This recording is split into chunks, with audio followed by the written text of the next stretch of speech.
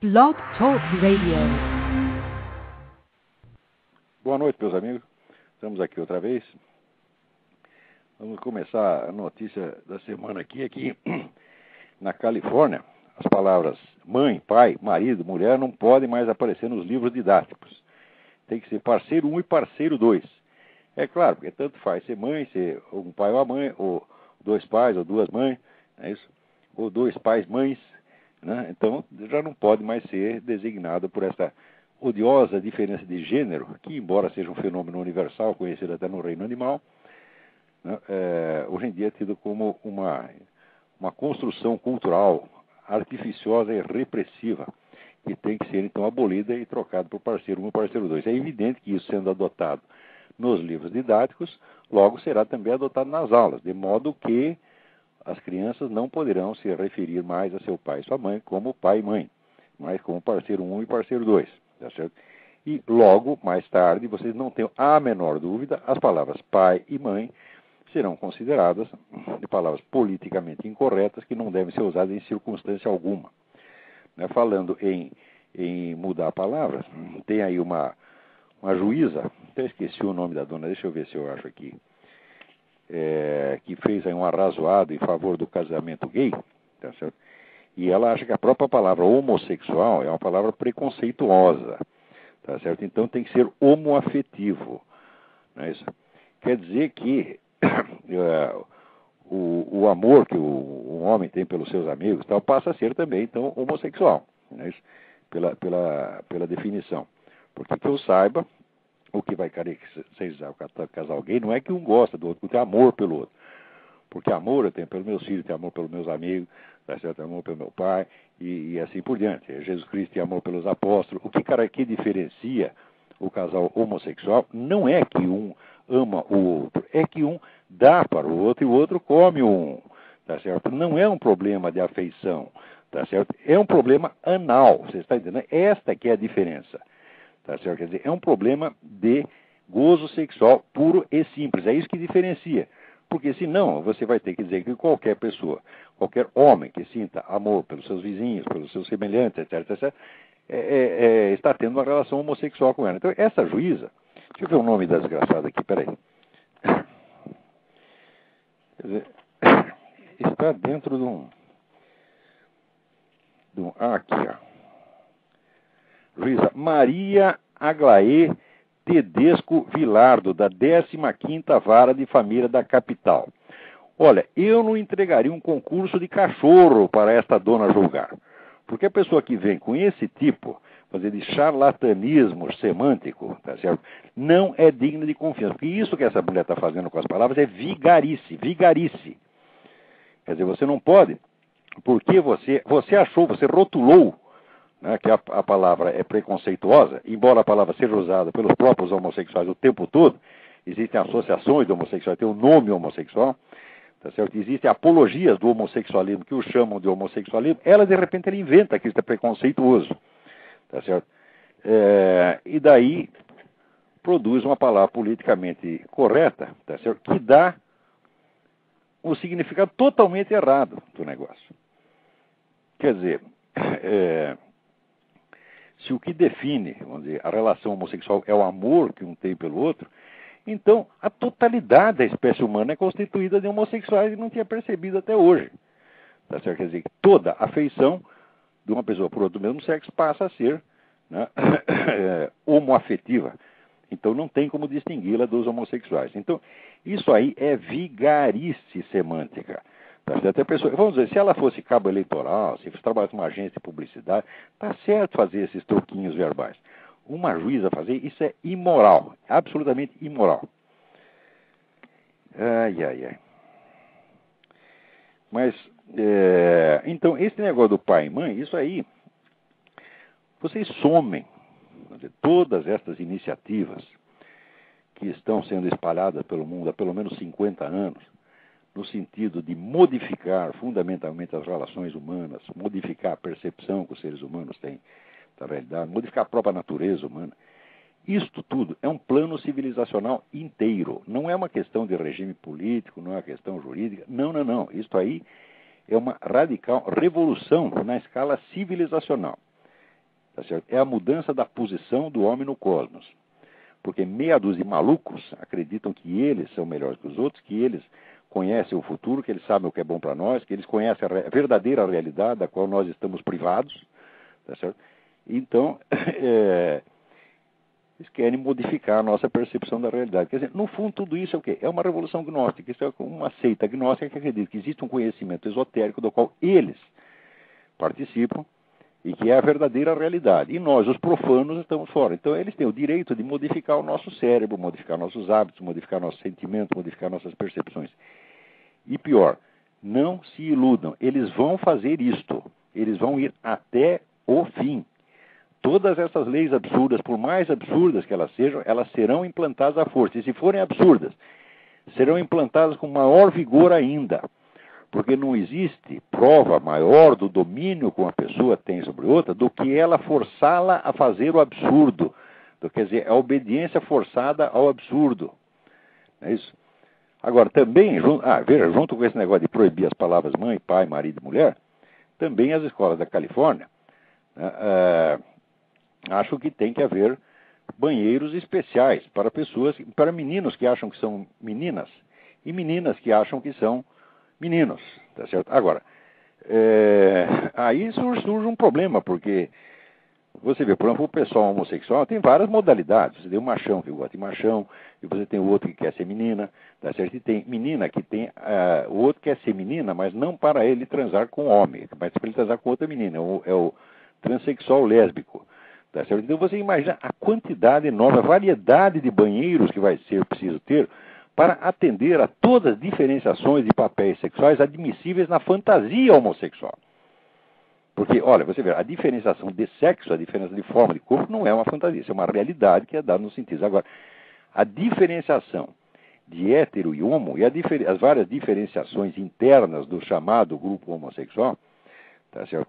São mera questão de fantasia. Quer dizer, o sujeito pode pensar a coisa de um jeito e pensar do outro. Quer dizer, como é que isso diferencia? Preste bem atenção. O que diferencia, digamos, um homossexual desse de academia de musculação, tá certo? De um travesti, tá certo? É aquilo que os excita. Quer dizer, essa é uma simples imagem excitante que ele tem na cabeça. Ora, imagens excitantes, meu filho, não tem força no mundo que consiga estabilizá-las. Isso aí pode mudar a qualquer momento. Bate o vento, o sujeito está querendo outra coisa. Quer dizer, a fantasia sexual, ela é ilimitada. Então você imagina, se você vai ter que ter um banheiro diferente para cada fantasia sexual diferente, né? Como é que vai ser? E o banheiro do sadomasoquista, como é que vai ser? Né? E os banheiros do sujeito que quer transar com ovelha, né? Como é que é o negócio? Quer dizer, e por que essas pessoas também não teriam seus direitos? Tá certo? Vamos dizer, e o que será dos masturbadores que só gostam de si mesmos, né? Que só querem o chamado vício solitário? Quanto mais solitário, melhor. Como é que vai ser isso? Não é isso? Então, vocês viram, na hora em que essas fantasias se tornam origens de direitos, então isso significa o seguinte: é a razão humana, é a inteligência humana, é o senso de realidade que está sendo obrigado a se ajoelhar perante fantasias. E a exigência de que a razão e a realidade se curvam perante as fantasias é psicose. Então isso é uma psicose coletiva planejada e induzida. Estas coisas juntas, que vem com, vamos dizer, o feminismo, o gay, etc., tudo isso configura, vamos dizer, o maior crime que já se fez contra a inteligência humana e contra a dignidade humana ao longo de toda a história humana. Porque eles querem, vamos dizer, nos reduzir a bichinhos. Bichinhos que são obrigados a se disciplinar segundo as fantasias dos seus donos. Que nem assim, a mulher compra um cachorrinho branco e quer pintar o cachorro de cor de rosa, de verde, de roxo. Tá certo? Não pode existir cachorro verde, você sabe perfeitamente. Mas a pessoa, ela cismou: eu quero que o meu cachorro seja verde, eu quero que o meu cachorro seja cor de rosa com bolinhas. Tá certo? E pinta o cachorro sai que nem um palhaço. Eles estão fazendo a mesma coisa com a gente. Né? Então é mesmo o governo da rainha de copas. Tá certo? Agora, por esses dias me enviaram aqui, vamos dizer, um arrazoado muitíssimo bem feito de um advogado, deixa eu ver o nome do homem. Um momentinho aqui, é tanto papel, é tanta notícia que tem aqui que a gente fica até besta. Era Paulo não sei o que da Costa. Onde foi parar isso, hein? Eu realmente não estou achando. Mas era Paulo não sei o que, Costa, Melo, um negócio assim. Mas eu tenho que achar isso aqui porque eu tenho que dar um link para vocês. Eu tenho que dar uma pista porque vocês têm que estudar esse papel que é realmente muito bem feito. Ele mostra que esse negócio esta lei dos homossexuais é uma lei totalmente anticonstitucional. Porque qualquer grupo diferenciado... Ah, está aqui. Paulo Fernando de Melo Costa. Eu acho que isso deve estar na página do... Acho que você procurar na página do Júlio Severo, no blog do Júlio Severo, vocês vão achar isso lá. Paulo Fernando de Melo Costa. É um arrasado aqui de umas 10 páginas, não é muito longo.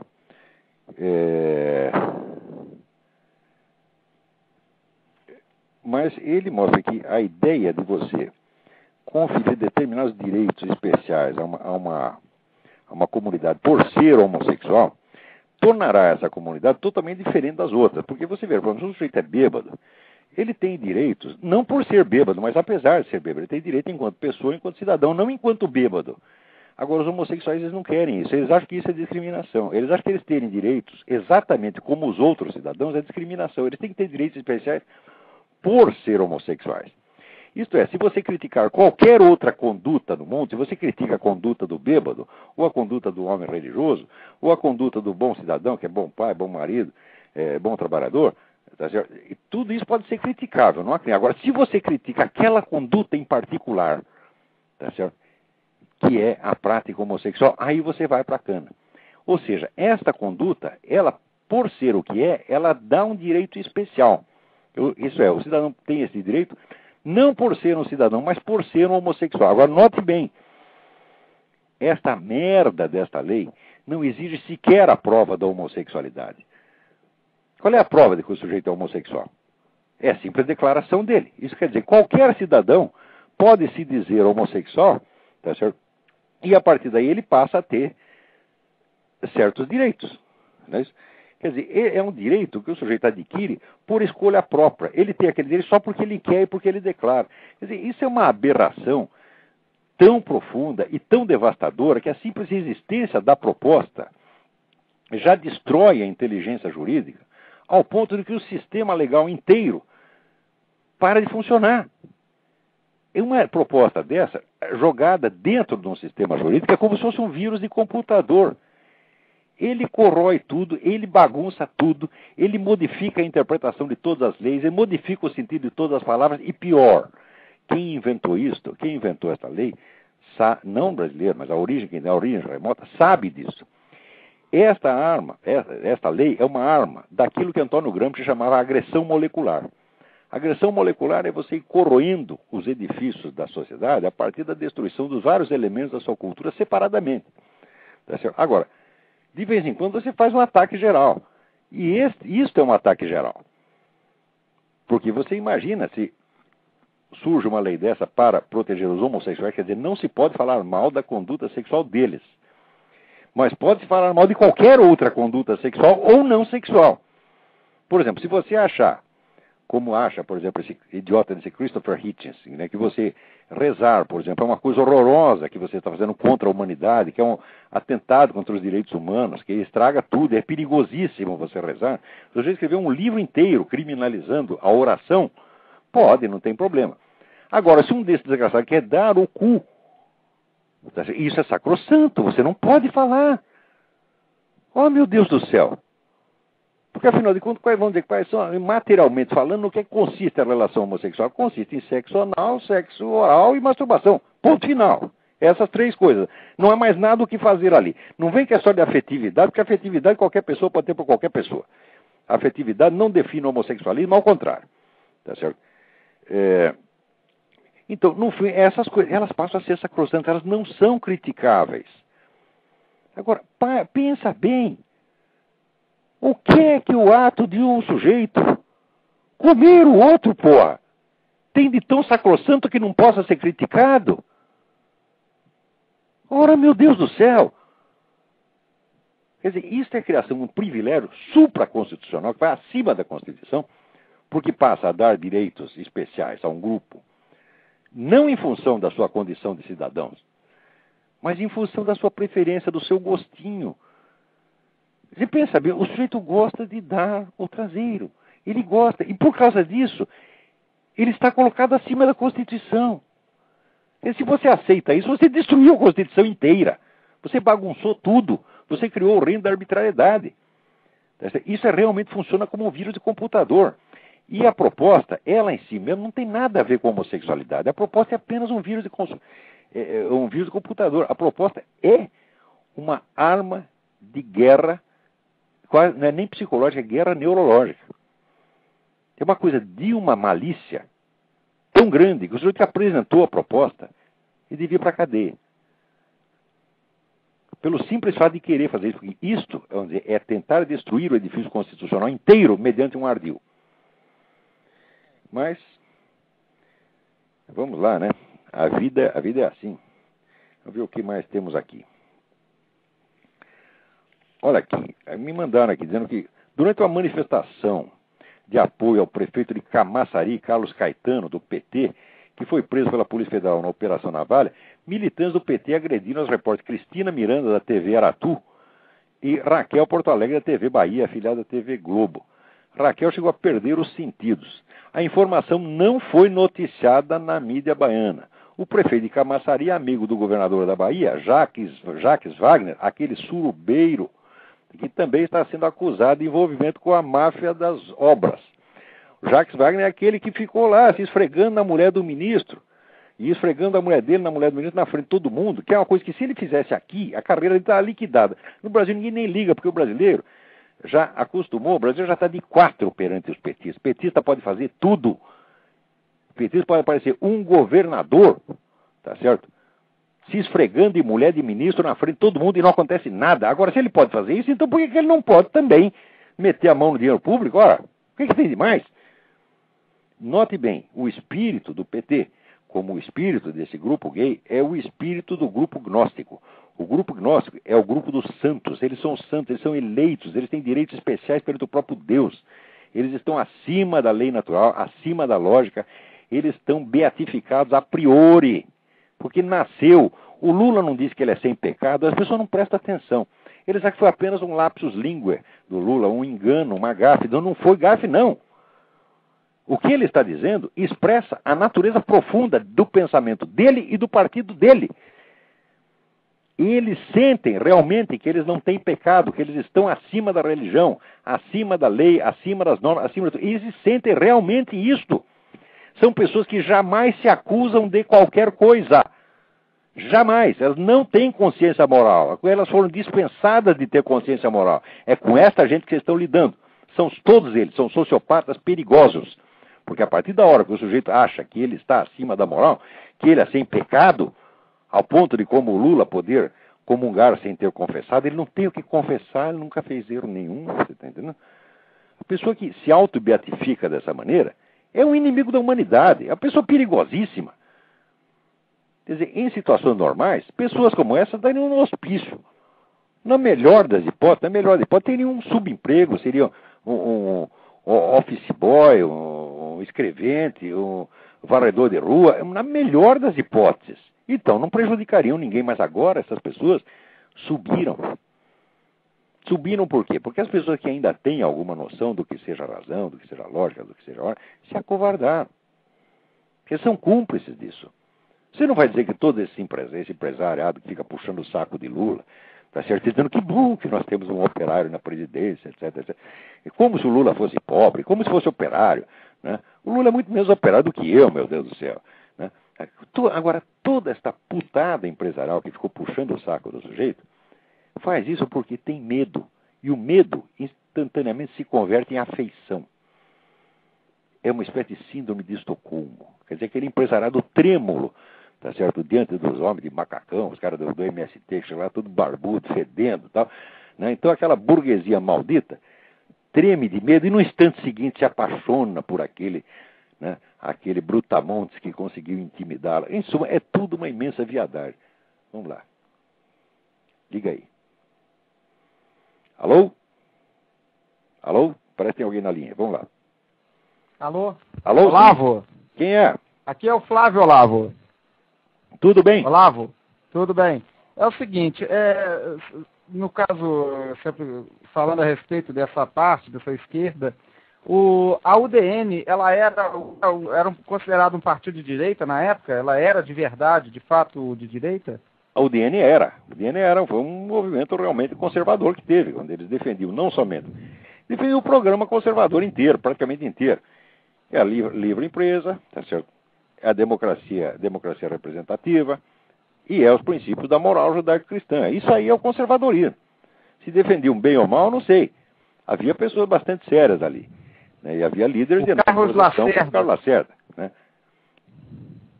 Diga. Ele no início ele fazia parte do movimento comunista? Houve esse período? Houve isso? Quem? O Carlos Lacerda? O Lacerda. O Lacerda, sim. O Lacerda foi comunista na juventude. Mas isso realmente não quer dizer nada, porque isso, você vê, só existe dois tipos ou ele é comunista, ou ele é ex-comunista. Só existe dois tipos. Existe o sujeito que ainda é comunista e existe o que é anticomunista. Porque o sujeito simplesmente se afasta do comunismo e permanece neutro, então ele está servindo ao comunismo ainda, direitinho. Então só tem um jeito, você entrou lá dentro, percebeu o que é aquela merda, você tem que combater. Você tem a obrigação estrita de dedicar o resto da sua vida a combater. Para quê? Para pagar o mal que você mesmo fez. E eu estou até hoje, tá certo? Limpando os traços de merda que eu deixei entre os 17 e os 21 anos quando participei desse negócio esquerdista. É aquele... Eu estou falando dos outros, não estou falando dos outros, não, estou falando de mim mesmo, tá entendendo? Vamos lá. Você tinha, de repente foi o primeiro, talvez tenha sido o primeiro contato que você teve com algum tipo de pensamento, assim, seria da época, seria isso? Claro, dominante? É sempre a primeira coisa que oferecem para você. Mas isso não é desculpa, você está entendendo? Porque você diz, mas eu era inocente, eu era jovem. Ninguém entra nisso por inocência, nem entra por idealismo, nem por amor ao próximo, entra por vaidade e desejo de poder. E por ser Maria vai com as outras. Só tem motivações baixas que levam a pessoa a isso. Olha, é o desejo de apoio grupal, você se juntar com um grupo para você sentir que você está entre os mais fortes, porque, claro, o grupo fortalece. É o desejo de poder, é a vaidade de você querer ser diferente e, sobretudo, a imensa vaidade de você estar com um porrete moral na mão que permite você bater na sociedade, bater em todo mundo e você sentir que você é melhor que os outros. Quer dizer, todas essas motivações, somando isso, não dá nada de bom, é só coisa ruim. Então essa história de que quem não é comunista aos 18 anos não tem coração. Como? É a falta de coração que leva os caras a ser comunistas. Eu examino claramente a minha motivação, examino o meu coração, os meus motivos e os meus colegas, eu vejo ninguém foi para lá com nenhuma intenção boa. Não foi com nenhuma intenção sequer justificável, nem mesmo perdoável. Isso só é perdoável se depois o sujeito se penitenciar, se ele se arrepender e ele tentar corrigir os efeitos do mal que fez. Aí ele pode ser perdoado. Você tá entendendo? Mas fora disso, não. Agora, o negro que continua nisso a vida inteira, depois que houve, por exemplo, quando houve o relatório Khrushchev em 56, acho, né, mostrando lá os crimes do governo Stalin, já não era para ter mais nenhum comunista no mundo, mas tem cara que insistiu. Tá certo? Depois da abertura dos arquivos de Moscou, onde você sabe tudo, toda a imensa crueldade, muito que transcende o próprio nazismo, tá entendendo? E os caras ainda insistem. Então é porque são criminosos de vocação. Você tá entendendo? Eu acho um cara como o Oscar Niemeyer é uma mente criminosa. Assim, ele gosta do genocídio, ele gosta que o Partido Comunista mate metade do mundo, ele gosta disso, ele se sente bem porque se sente superior. Tá certo? E justamente por isso merece todo o nosso desprezo. Porque uma pessoa só é superior à outra pela bondade, em primeiro lugar, pela bondade, pela disposição de aceitar a realidade, pela fidelidade dela às coisas que são verdadeiras. Não é porque o cara se declara superior porque ele pertence ao grupinho, seja o grupo comunista, seja o grupo homossexual. O grupo não santifica ninguém. E esses caras, a partir do momento que eles se entram nesse grupo, eles se sentem muito melhor que os outros. Então o que merece é um tapa na cara, tapa na cara seguido um pé na bunda. Diga aí. Com relação, por exemplo, aos militares, o pensamento deles eu observo assim, os militares, ao mesmo tempo que eles tentam se manter, distanciados de qualquer tipo de religião, ao mesmo tempo eles acabam ficando meio perdidos, porque eles não têm essa formação, no caso judaico-cristão, esses fundamentos. Eles, os militares brasileiros? Oi? Você está falando dos no Brasil? Militares brasileiros? Bom, tem muito militar cristão. Sim, mas o problema de milico, no fundo, nesse aspecto, é o mesmo problema de comunista. Quer dizer, porque o sujeito pertence àquele grupo, ele acha que é melhor que os outros. E a partir da hora que o sujeito entra nisso, ele já está pensando errado. Você está entendendo? Porque nenhuma participação de você em nenhum grupo, partido, instituição, igreja, etc., te torna melhor. Você está entendendo? Agora, sempre que... Então tem aquele jeito popular de dizer, junte-se aos bons e serás um deles. Você está entendendo? Então isso é coisa de adolescente. Você sempre quer juntar no grupo dos garotos bacana para você ser um deles. Só que isso é uma motivação egoísta, vaidosa e besta. Tá entendendo? Então a primeira coisa que o nego tem que entender, não é porque eu entrei no grupo que eu sou melhor que os outros. Eu sou igual a todas as pessoas, tá certo? E Deus não me deu uma revelação especial, você está entendendo? Eu não sou um protegidinho, eu tenho que prestar satisfação às mesmas normas morais que os outros, tá certo? Quando eles fazem uma coisa é pecado, se eu fizer a mesma coisa também é pecado para mim, porra. Não estou absolvido, não sou que nem o Lula, ninguém está absolvido a priori. Tá entendendo? Então tudo isso, vamos dizer, essa espécie de beatificação por participação, isso aí, vamos dizer, é uma perversão gnóstica. Tá entendendo? E a partir da hora que a pessoa entra nisso, ela começa a enxergar as coisas erradas. Porque, vamos dizer, a solidão moral, quer dizer, inteira responsabilidade pelos seus próprios atos, perante a sua consciência, perante Deus, essa é a condição humana. Nenhum ser humano pode fugir disto. Tá entendendo? Quer dizer, estar sozinho perante sua consciência, perante Deus, essa é a condição humana. Quem foge disso não merece sequer viver, porque não está à altura da condição humana. Quer ser um bichinho, você está entendendo? Cuja consciência vem do grupo.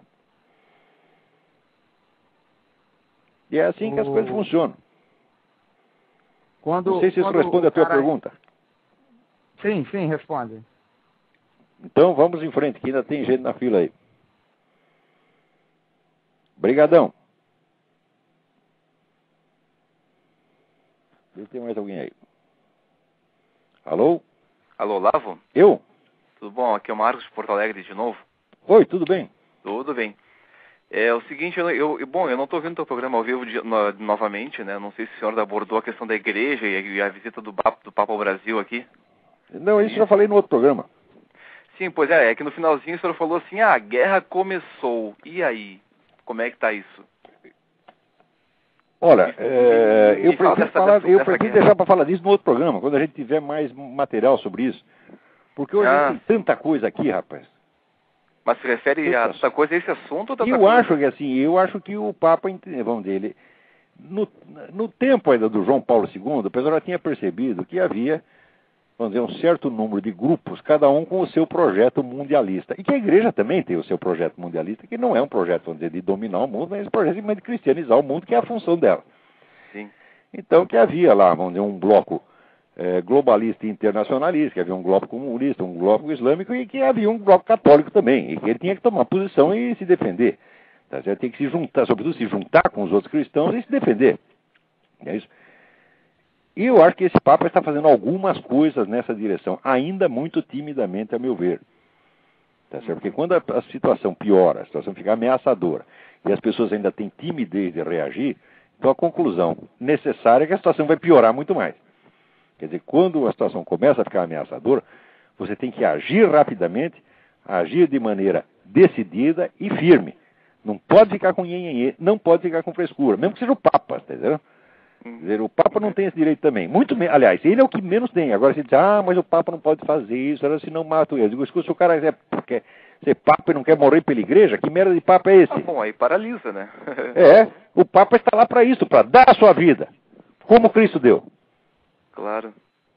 No mundo inteiro tem milhões de cristãos que para defender os outros cristãos dariam sua vida com alegria, dar a vida pelo Cristo, pelos nossos irmãos. É a maior honra que você pode ter. Agora, o Papa não pode dizer assim, não mata. Quer dizer, nem isso justificaria.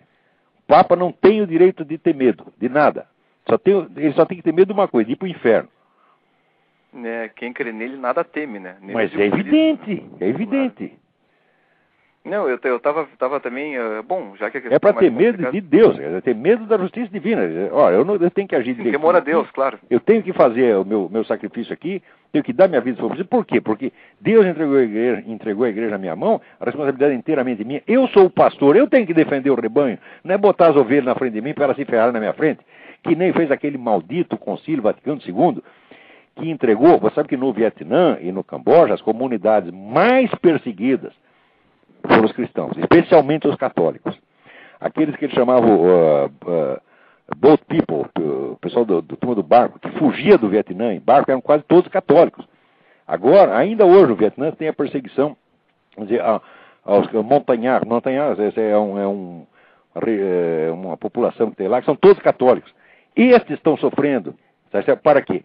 Para que a igreja não comprasse briga com o governo de Moscou. Então o que o pastor fez? Entregou as ovelhas do lobo para ele se defender atrás. Isso não tem... Olha, eu não discuto as questões doutrinais, as pessoas vêm com aquelas questões rebuscadas. Mas a missa, o Novus Ordo Missa é válido, não é? Porque eu li no livro do Rama Kumaraswamy, ou li não sei aonde. Eu não entro nessas questões, tá certo? Eu vou por aquilo que é óbvio e patente, tá certo? Olha, eu não estou aqui para cagar regra e dizer o que é certo e errado. Eu sou um filósofo, estou aqui para examinar a realidade. E eu só digo as coisas quando elas são óbvias demais. Então eu não posso entrar nessas sutilezas, tá certo? Porque elas são duvidosas. Não. Agora, tem uma coisa que não é duvidoso. A igreja ofereceu os cristãos para ser sacrificados pelos comunistas para que o Concílio Vaticano II não tivesse que falar mal dos comunistas. Isso é um fato. E isto é um pecado imenso, imenso, porque depois do concílio, tá certo, morreu muita gente na mão de comunistas. Morreu mais de 10 milhões de pessoas, já na década seguinte. E a igreja não podia falar mais nada, porque ela tinha se comprometido a ficar boazinha. Uhum. Então, isso aí é o pastor que se esconde atrás da ovelha. Que raio de pastor é essa? Você está entendendo? Então, o que é para fazer com o Papa que fez? É para chegar lá no trono, tirar o cara a tapa, dizer, sai daí, arruma outro emprego, você não serve para isso. Porque você está aí para dar a vida pelas suas ovelhas e não para oferecer elas. Sim. Não estou entrando em questões doutrinais, não é esse negócio de pré-conciliar, pós-conciliar, não entro nessas frescuras, entendeu? Eu estou falando de uma simples realidade. Isso faz parte do meu método. Eu não discuto questões doutrinais, eu discuto fatos e realidades. Teorias e doutrinas só valem alguma coisa quando elas são a expressão direta da realidade. Senão, não serve para nada. Sim. Por falar nessas questões de ordem mundial, domínio do mundo, etc., eu te mandei uma mensagem um tempo atrás, faz poucos dias até, não sei se chegou a ler, que em junho de 2005, um jornal, no caso, no Canadá, havia denunciado, na época, o primeiro-ministro, o líder do Partido Conservador, que hoje é o primeiro-ministro do Canadá, o Stephen Harper, havia dito que no país haviam 1.000 espiões chineses espionando a indústria do país. E havia mas sem dúvida. Então, imagina. Aliás, esse era um dos temas do programa passado que eu não falei. Eu tinha aqui, vamos dizer, um estudo mostrando que a espionagem russa e chinesa hoje é muito mais intensa do que no tempo da Guerra Fria. Então deve haver uns 10 mil. Aliás, o do tempo da Guerra Fria já é muito mais do que se admitia na época. Né? Porque depois que passou o negócio da Guerra Fria, todo mundo achou, não, aquilo era paranoia anticomunista. Só que a hora que abriu os arquivos de Moscou, falou, paranoia coisa nenhuma. O cara está dizendo que tinha um jacaré embaixo da cama, porque tinha mesmo, entendeu? Eu sempre recomendo, se o nego diz que tem um jacaré embaixo da cama, antes de você dizer que ele é paranoico, dá uma olhada embaixo da cama, por via das dúvidas. Eu vou olhar. No caso não é que o jacaré tinha 15, você está entendendo? Quer dizer, aquele tal do John McCarthy, fizeram a caveira dele porque ele disse que tinha 52 espiões comunistas no governo federal. Tinha mais de 300, porra! Tá entendendo? E hoje o negócio também não tá para brincadeira, porque o chinês entra aqui e faz o que quer. Aliás, sob a proteção do seu Clinton. O Clinton, quando espião chinês foi preso, ele mandou soltar. Claro que ele recebeu a contribuição de campanha de uma estatal chinesa. Quer dizer, o cara que faz isso, é evidente que ele é um traidor, é evidente que é um vendido, um corrupto. Que chega aí uma empresa chinesa e compra o cara, pô. Isto foi presidente dos Estados Unidos. Agora, se isso pode acontecer nos Estados Unidos, mas o que acontece no Brasil? Quer dizer, o mundo hoje é dos ladrõezinhos, tá entendendo? O ladrãozinho vira presidente da República, pô. É isso, nós estamos governando pela pessoa mais baixa, mais mesquinha, tá entendendo? De toda a história humana. Se você pegar Átila o Uno, era um primor de nobreza, perto de um Lula ou de um Clinton, né? Nossa Senhora! Se lê aquela história dos 12 Césares, que só viviam fazendo putaria, suruba, etc. É bom, os 12 Césares pelo menos tinham alguma coragem, meu Deus do céu. Né? Eles eram o que eram. Né? Podiam viver na putaria o tempo todo, mas tinham uma dignidade. Agora, esses caras não se vendem por qualquer coisa, porra. E eu tava pensando, isso de repente explica um pouco como é que a China mandou gente pro espaço e tem indústria de ponta, essas coisas, né? Bom, na verdade, tudo que está acontecendo na China é dinheiro americano. Os americanos fizeram a China. Bom, já 150 bilhões. Como fizeram a economia soviética. Você lê os livros do Anthony Sutton, como se fez a economia soviética. O cara passou 50 anos na economia soviética e chegou à conclusão de que ela nem sequer existia. Era tudo ajuda americana. Quer dizer, o capitalismo é suficiente para se fazer a si mesmo, se enriquecer a si mesmo, e enriquecer os seus aliados, como enriqueceu depois a Alemanha, como enriqueceu o Japão, a Itália, a França, etc, etc. Tá certo? E ainda enriqueceu o seu próprio inimigo. E o inimigo ainda fica falando mal dele. Ainda tem gente dizendo, o capitalismo é a exploração, é a miséria, etc. Qualquer que te fala isso, olha, cada vez tenho menos paciência com essa gente. Ele começa, o capitalismo é a exploração, é a miséria, tem que dar um tapa na cara, tem que calar a boca, burro, porra. O exemplo é o Chaves, né? O Chaves. Olha, fortuna. Porra! Caramba, eu não sei como o Chaves aprendeu a falar, você tá entendendo? Eu não sei o que a mãe dele fez para ensinar aquele sujeito a falar. Normalmente ele deveria latir, tá entendendo? Se conseguisse, tá entendendo? Aquilo é um animal. Quer dizer, é um animal mentiroso, trapaceiro. Tá certo? E eu acho que aquilo lá deve consumir uma droga, uma cocaína, porque aquela pretensão que o nego tem, aquelas coisas que ele fala o Papa tem que pedir desculpa para as culturas maias e astecas, etc. Quer dizer, agora o Papa vai ter que se prosternar perante aquelas culturas genocidas que viviam no sacrifício humano de arrancar coração e fígado das pessoas para oferecer para o Deus Sol? Ora, porra! Né? Agora querem restaurar essas malditas religiões homicidas, mesmo que restaurar o nazismo. Então já chama o Führer logo de cara, né? Monta lá uns templos nazistas e pronto, porra. Se é para esculhambar, vamos esculhambar de vez. Agora aqui, nós não estamos longe disso, porque aqui, dando notícia. O presidente nacional do PT, Ricardo Berzoini, e o secretário de Relações Internacionais, Walter Pomar, visitam a Síria na próxima semana para firmar um acordo de cooperação com o partido Baath. Sabe qual é o partido Baath? É o partido do Saddam Hussein, o partido genocida que matou 300 mil iraquianos, pô, e tá matando gente na Síria pra caramba. Você sabe como é negócio na Síria? Na Síria, nas mesquitas na Síria, tem mais de 3 conversando. Chega um quarto que já é o cara da polícia para ouvir o que ele está escutando. É isso que é o regime da Síria. É a mesma coisa que o Saddam Hussein, quer dizer, são assassinos, são vampiros. Entendeu? Esses homens desse governo da Síria é uma pessoa que a gente não devia nem olhar para ele. Né? Agora, vai lá o seu Walter Pomar, seu Berzoini, vai lá para puxar o saco do cara. Quer dizer, mas que gente, porra. E depois e se for pensar que aqui no Brasil, por exemplo, ainda tem a maior comunidade libanesa fora do Líbano, o governo tem que dar alguma explicação para esse tipo de coisa, né? Pois é, mas vê o que a Síria vem fazendo lá. Né? Quer dizer, o Líbano, que era um jardim no começo do século, hoje é um país destruído, tá certo? E devemos aqui a essa gente, porra. Agora a comunidade vai pedir socorro aí no Brasil, enquanto o governo está de namoro com os inimigos deles. É um negócio terrível, viu? A gente deu um giro bom aqui, hein? E muita merda. Vamos ver se tem mais gente na linha aí. Tem. Tá certo. Então, obrigado Olavo. Um abraço. Aí. Tá, um abraço pro senhor. Vamos lá. Boa sorte, abraço. Obrigado. Vamos lá, quem está na linha aí?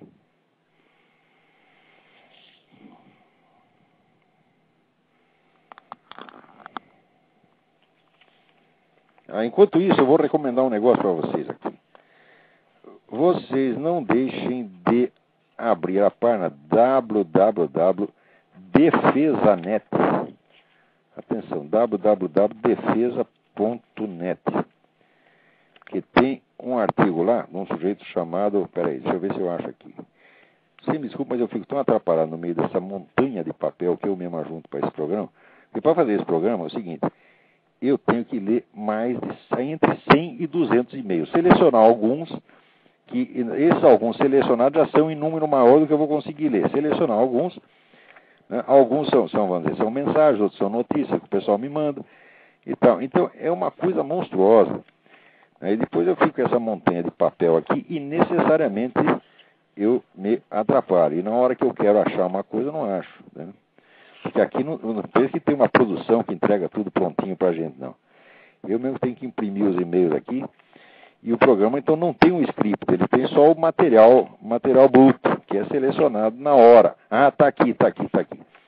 Então, procurem lá esse site, www.defesanet.com.br, e procurem o artigo "O Brasil como campo da guerra irregular moderna", assinado por Nelson During.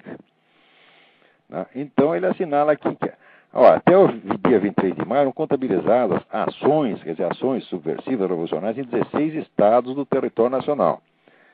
Todas mostrando uma predisposição para atos violentos. Daí ele fala do negócio da usina de Tucuruí também, né? E diz, a mobilização para o evento teve a grande participação de órgãos federais pela omissão, cuja exata missão era de garantir a ordem e prevenir essas ações. Assim, a Polícia Rodoviária Federal executou no dia 22 extensa operação padrão, cujo resultado prático foi congestionamento em inúmeras rodovias do país. Quer dizer, é evidente que há uma articulação entre isso e esse pessoal do MST. Agora, a Polícia Federal estava em estratégica greve reivindicatória de 72 horas, exatamente no período das ações irregulares. A invasão imposta à usina hidrelétrica Tucuruí no Pará por grupos irregulares por quase 48 horas é esclarecedora nas ações, omissão e postura do governo federal e presidente da República. Ou seja, tudo isso é coordenado desde o alto escalão petista, tá certo? Porque, por exemplo, você pegar a Polícia Federal, quem é que coordena a Polícia Federal com o MST? É a liderança petista, que tem controle dos dois, tá certo? Que tem o contato direto com os dois. Agora, ele enfatiza aqui o seguinte, que diz que, graças ao tamanho e às proporções desta usina, né, o Sistema Interligado Nacional é formado pelas empresas das regiões Sul, Sudeste, Centro-Oeste, Nordeste e para a região Norte. Note bem, apenas 3,4% da produção de eletricidade no país encontra-se fora do sistema integrado, em pequenos sistemas isolados, localizados principalmente na região amazônica. Sim, exatos 96,6% da geração e transmissão de eletricidade estão dentro do sistema interligado. Se a usina Tucuruí sofresse uma pane antes de o operador nacional do sistema pudesse intervir e isolar, seria um apagão elétrico com cobertura nacional. Você vê o risco que nós corremos. Agora, quando eu falo esse negócio de apagão, né, eu me lembro de um artigo que eu escrevi, note bem, em 1999. Quando queimou uma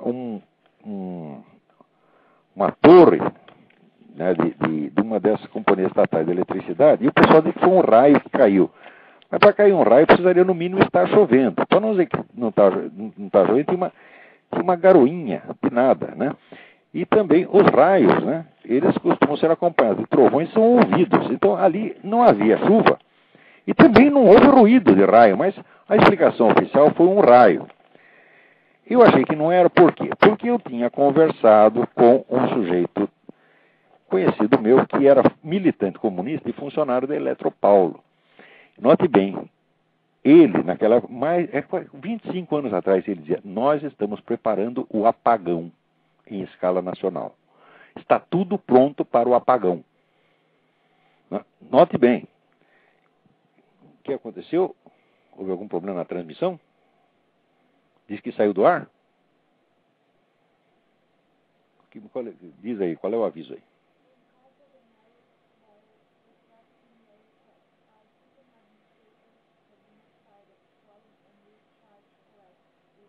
Olha, estou recebendo um aviso aqui de que nós saímos no ar. Quer dizer que eu não sei se vocês estão me ouvindo ou não estão me ouvindo. Tá certo? De maneira que nós vamos interromper esta programação e voltamos a semana que vem, a não ser que haja oportunidade de fazer um programa extra durante a semana. Então, muito obrigado pela atenção de todos. Até a semana.